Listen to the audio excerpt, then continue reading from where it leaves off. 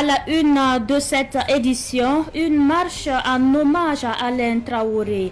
Des milliers de personnes sont descendues dans les rues de Ouagadougou à l'appel de la Coordination nationale des associations de veille citoyenne, CNAVC, pour réclamer justice pour Alain Traoré et dénoncer le silence des autorités ivoiriennes. Des images et des témoignages à suivre dans cette édition. Dans cette édition également, vous verrez certains propriétaires de véhicules de transport de marchandises hors gabarit qui sont à pied d'œuvre pour ramener leurs véhicules à la norme afin de respecter les textes interdisant les surcharges. À côté, le Haut Conseil des transporteurs du Burkina Faso, satisfait de cette mesure, empale le développement de ce titre dans ce journal. Ce sont les principaux titres de cette édition. Mesdames et messieurs, bonsoir et ravi de vous retrouver pour le point de l'actualité sur Savane TV. Bienvenue à tous. Je vous l'annonçais en titre. Après la déclaration du gouvernement sur le décès de Alain Traoré, réclamant entre autres le rapatriement de son corps, c'est au tour de la Coordination nationale de veille citoyenne de s'aligner derrière le gouvernement à travers une procession. La CNAVC appelle les autorités ivoiriennes à plus de clairvoyance dans cette affaire. Retour sur cette marche tenue ce matin à Ouagadougou avec Ahmed Joël Compaoré et Cynthia Zungrana. Rapatrier le corps d'Alino, on va l'intéresser à Sendou. Vêtus en blanc, avec des pancartes sur lesquelles on peut lire « Justice pour Alino Faso », les membres de la Coordination nationale de la veille citoyenne CNAVC battent le pavé du mémorial Thomas Sankara jusqu'à l'ambassade de la Côte d'Ivoire au Burkina. Là, ils remettent une lettre de doléance au chargé de défense de l'ambassade de Côte d'Ivoire à Ouagadougou. Dans sa lettre, la CNAVC réclame justice pour Alino Faso ainsi que ses dépouilles sans délai pour les obsèques. Nous sommes venus les faire comprendre qu'ils ont le droit, s'ils le prétendent, de tuer nos camarades chez eux. Mais ils doivent nous restituer le corps parce que ce sont des Burkinabés. Nous respectons notre culture et nous voulons que le corps d'Alino Faso rentre chez nous pour mériter des funérailles dignes de sa culture, dignes de sa communauté. Le corps d'Alino Faso doit être restitué aux autorités burkinabées, à la famille d'Alino Faso et à tout le peuple pour mériter dignement des funérailles au rang de sa culture, de sa communauté. Les milliers de membres de la CNAVC s'allient derrière leurs responsables et les autorités du pays. Les messages que nous avons adressés au peuple, à l'autorité ivoirienne, c'est de tout faire. D'abord, pour qu'il y ait la lumière par rapport à cet assassinat crapuleux et ignoble. Deuxièmement, nous réclamons que le corps de notre compatriote soit rapatrié le plus tôt possible au Burkina Faso. Il doit être enterré dans son pays natal. Donc, c'est le message que nous lançons aux autorités ivoiriennes, qui n'ont qu'à tout faire pour rapatrier le corps au Burkina Faso pendant qu'il est temps, parce que cette affaire ne doit pas traîner. Ce monsieur a quitté ici, il était sain et sauf, il n'a jamais été malade. Et ensuite, quel que soit le service, que ce soit la police ou la gendarmerie, ils n'ont pas habilité à garder quelqu'un dans leurs locaux plus de 72 heures. Et ce monsieur a fait 6 mois dans les locaux de gendarmerie. Sachez qu'ils ont eu l'intention de l'assassiner. Maintenant, comme nous n'avons pas confiance à la justice ivoirienne, nous n'avons pas confiance à la police ivoirienne, nous n'avons pas confiance à la gendarmerie ivoirienne, nous voulons une commission indépendante pour faire les enquêtes par rapport à l'assassinat de Alino Faso. C'est un signe de faiblesse de leur part d'assassiner un camarade de lutte, Alino Traoré. Donc nous exigeons le rapatriement du corps dans un bref délai. Nous sommes choqués et la moindre des choses, c'est de transférer le corps de notre camarade Alino Faso au Burkina Faso. Nous avons été concernés, nous avons été vraiment attristés par la nouvelle que nous avons appris sur les réseaux sociaux de la mort, de l'assassinat, il faut le dire, de notre camarade leader Alino Faso. Nous demandons à ce qu'on ramène sa dépouille. C'est le lieu pour Ghislain Dabiré, secrétaire général de la CNAVC, d'inviter les Burkinabés vivant en Côte d'Ivoire à continuer de renforcer leur amour de la patrie sans enfreindre les lois. Et nous souhaitons qu'à travers ce tacle, que toute l'humanité comprenne que le citoyen burkinabé n'est plus ce citoyen simple qu'on peut s'hasarder à attaquer comme on veut. Aujourd'hui, nous sommes un peuple qui s'assume.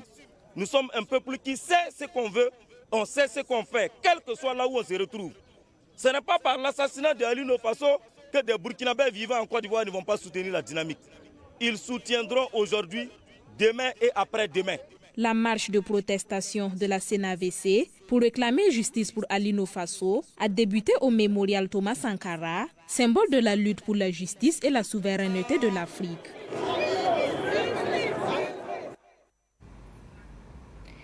Les femmes ont également attaché leur foulard pour soutenir cette marche de réclamation de justice pour Alain Traoré.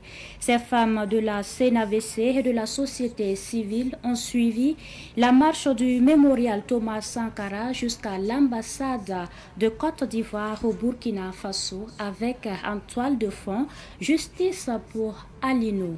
Les propos de certaines femmes ont été recueillis toujours par Ahmed Joël Compaoré et Cynthia Zungrana. Nous sommes très remontés, très fâchés et exigeons d'Alassane Dramane Ouattara, le président de la Côte d'Ivoire, des explications concernant l'arrestation de notre cher frère, notre cher camarade, patriote sincère et engagé, concernant aussi sa mort. Les Burkinabés qui sont en Côte d'Ivoire doivent se mobiliser impérativement, rester debout pour soutenir le Burkina Faso à l'heure actuelle. On est sorti pour faire un hommage à notre combattant, notre camarade, notre héros national, Ali Faso, qui a été assassiné par les malheureux régimes de Ouattara en Côte d'Ivoire. On réclame justice. C'est pour ça ce matin on est sorti. Nous, peuple du Burkina Faso, peuple de l'AES, on veut une justice.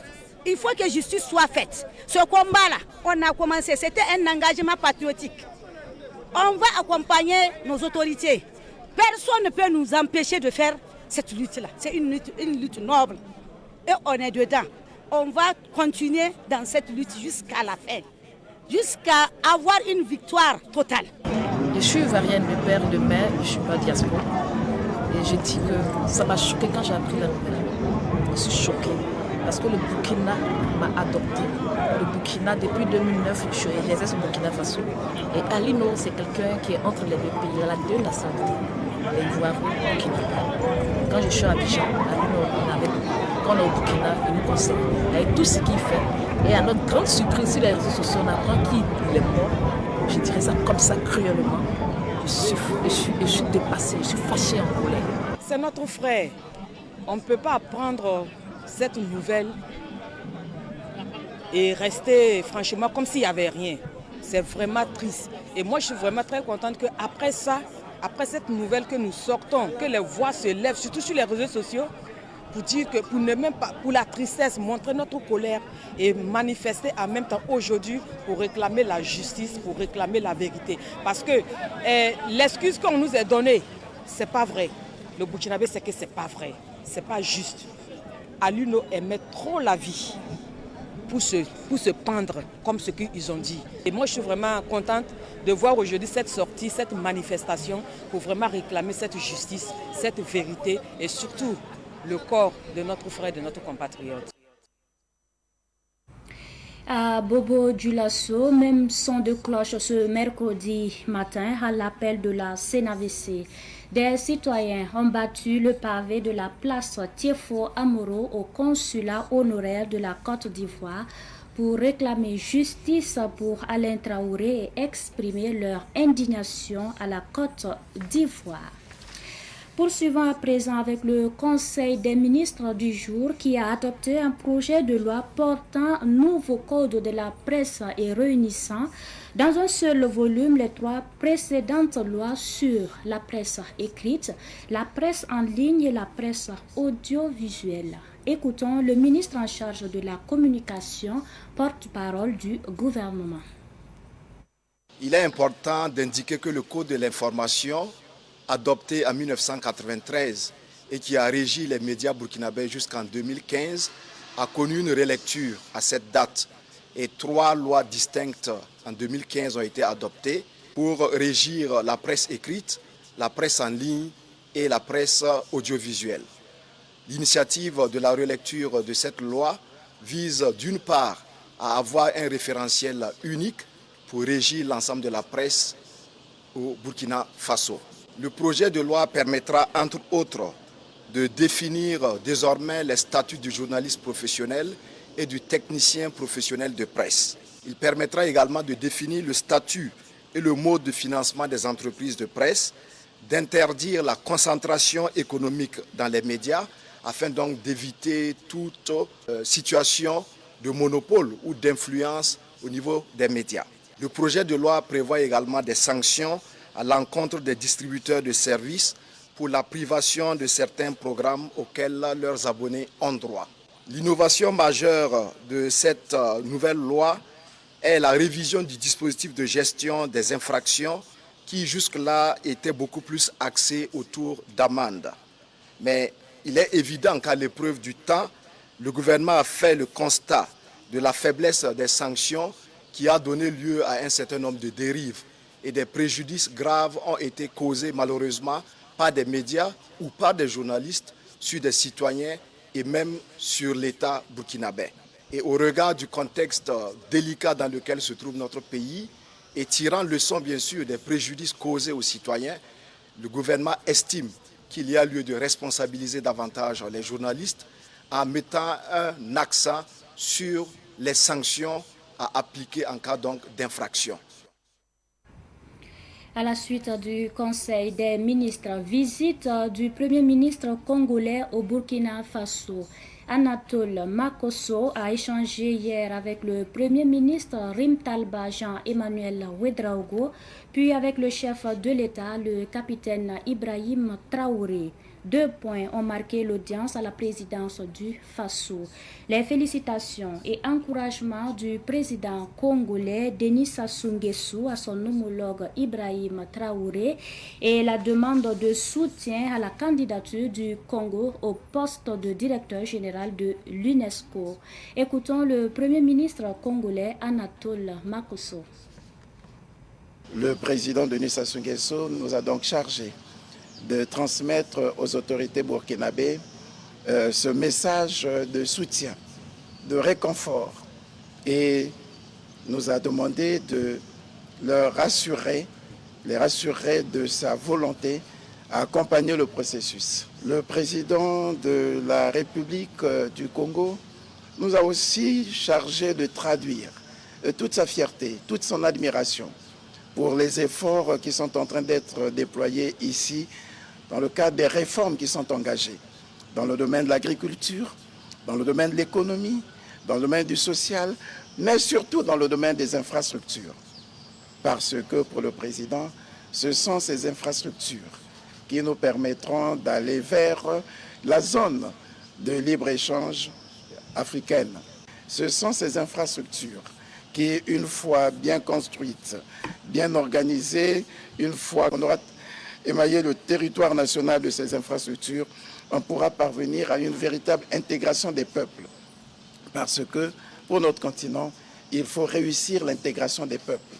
Et cette intégration des peuples passe par ce travail de modernisation des infrastructures tel que cela est en train d'être fait ici. Le troisième lieu de notre échange a porté sur la demande que le Congo a tenu à formuler à son Excellence, Monsieur le Président du Faso, pour le soutien que nous sollicitons en faveur de notre compatriote, M. Firmin Matoko, que le Congo présente comme candidat à l'élection au poste de directeur général de l'UNESCO qui aura lieu en novembre en Ouzbékistan.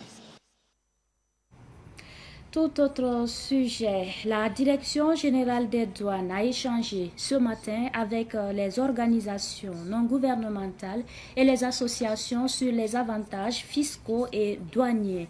Cette rencontre a pour but d'expliquer à ces organisations les procédures douanières liées, par exemple, aux exonérations. La rencontre s'est déroulée à Ouagadougou en présence de Yacouba Thiamtouré et de Djamilatou Sakana.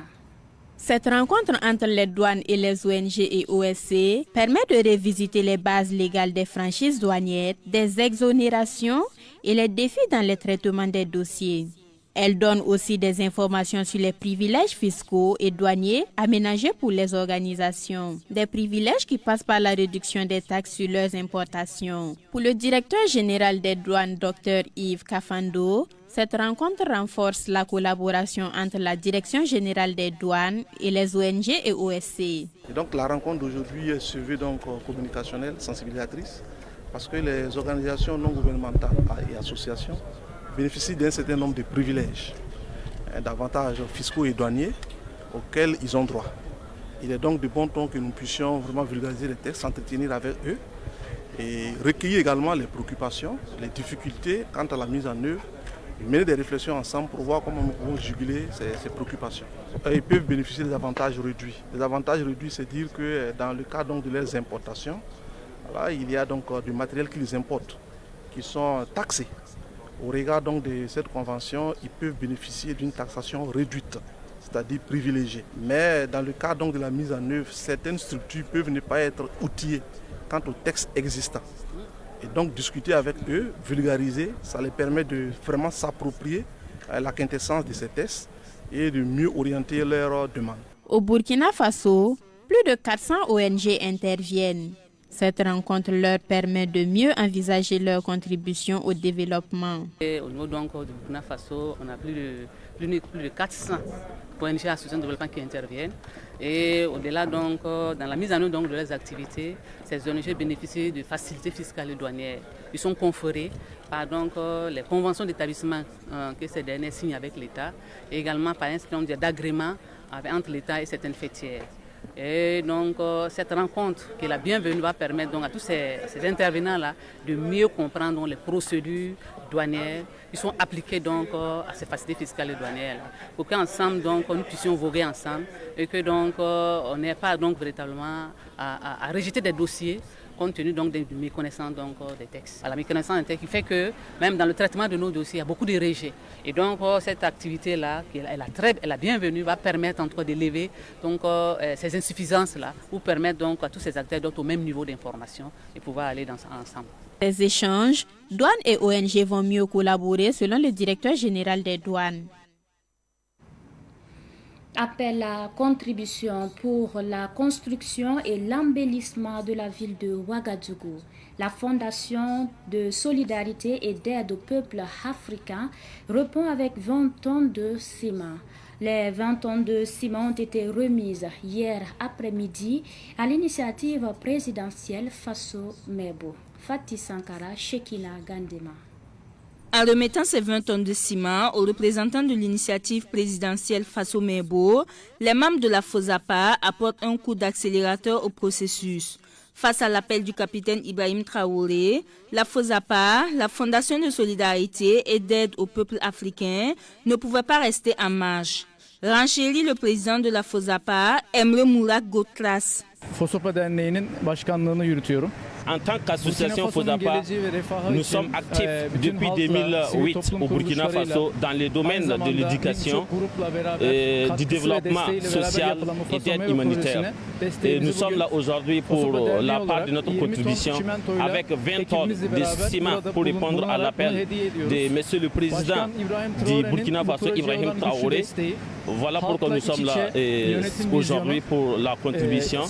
Vous allez voir, après cela, nous allons prier Allah pour que le Burkina Faso puisse en tout cas continuer dans la bonne avancée. Quand on va voir le mot Faso Mebo, ce n'est pas seulement un slogan, mais un appel pour tout. Construisons un Burkina Faso meilleur, un Burkina Faso plus fort et un Burkina Faso plus propre.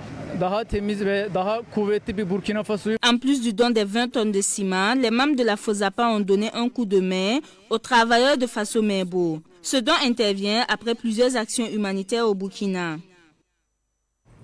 Je vous l'annonçais également en titre, à partir du 1er août prochain, les véhicules de marchandises hors normes ou en surcharge ne pourront plus circuler sur les routes du Burkina Faso. Tout véhicule poids lourd de transport de marchandises dont le gabarit n'est pas conforme à la réglementation UEMOA du 16 décembre 2005 sera interdit de circuler sur le territoire national. Une mesure saluée par le Haut Conseil des transporteurs du Burkina Faso. Reportage signé Daouda Yamiogo et Adama Wedraogo. Au garage Burkina Vision, on s'attelle à ramener ce véhicule hors gabarit dans les normes. Un véhicule long de 17 mètres et large de 2,80 mètres ne respecte pas la réglementation numéro 14 de la zone UEMOA. Il devrait être long de 13,5 mètres et large de 2,50 mètres. Les acteurs du secteur du transport routier du Burkina Faso et ceux en transit doivent se conformer à cette mesure qui sera de stricte application à compter du 1er août. Une mesure saluée par le Haut Conseil des transporteurs du Burkina Faso. Au sein du Haut Conseil, nous disons que la mesure est la bienvenue. Parce que le règlement 14, la mise en place même, a débuté depuis 2005. Et c'est en 2014 qu'ils ont pu faire l'arrêté, avoir un arrêté pour le règlement 14. C'est à quoi on appelle ça règlement 14. Et jusqu'à 2018-2020, on avait essayé de, en tout cas, appliquer le règlement 14 dans l'espace UEMOA. Mais le Burkina Faso avait, en 2023, si j'ai bonne mémoire, a voulu mettre en application le règlement 14. Et les syndicats demandaient au gouvernement de les laisser au moins 6 mois de temps moratoire pour sensibiliser. Donc les 6 mois ont épuisé, ça vaut plus qu'un an et quelques. Donc actuellement, ce n'est pas une surprise pour tout transporteur. Pour le Haut Conseil des transporteurs, le respect de ce règlement va renforcer la sécurité routière. Daouda Bazongo. Mais nous, au sein du Haut Conseil, depuis 2023, tous nos membres ont coupé les véhicules. Le gouvernement, c'est pour nous-mêmes, c'est pour nous aider. S'ils mettent l'application et le règlement 14 en place, d'abord, tout le monde aura le fret. Et en plus, les durées de vie des véhicules seront prolongées. Et nos infrastructures qui se dégradent à chaque mois quand on fait un nouveau goudron, 5 ans, 2 ans, on a commencé à avoir des nids de poules. Tout ça, on va éviter ça. Et on aura des goudrons à long terme. Et nous aurons des routes vraiment bien praticables. Le Haut Conseil des transporteurs appelle les acteurs du transport à s'impliquer pleinement pour le respect des textes, car dans la zone AES, c'est le Burkina Faso qui traîne les pas. Le Mali a adopté pour eux depuis en avril, le 1er avril. Je pense que chez nous aussi, c'est la bienvenue. Parce que le Niger n'a pas de hors-gabarit. Tout véhicule, le Niger n'a pas... Et ils n'ont pas de véhicules transformés, il n'y a pas de transformation au Niger. Et ils suivent toujours les règlements. Daouda Bazongo a également interpellé les commerçants sur les devoirs patriotiques. Ils ne devraient pas profiter de cette situation pour augmenter les prix des produits. Le volume de marchandises qui rentre au Burkina peut toujours rentrer.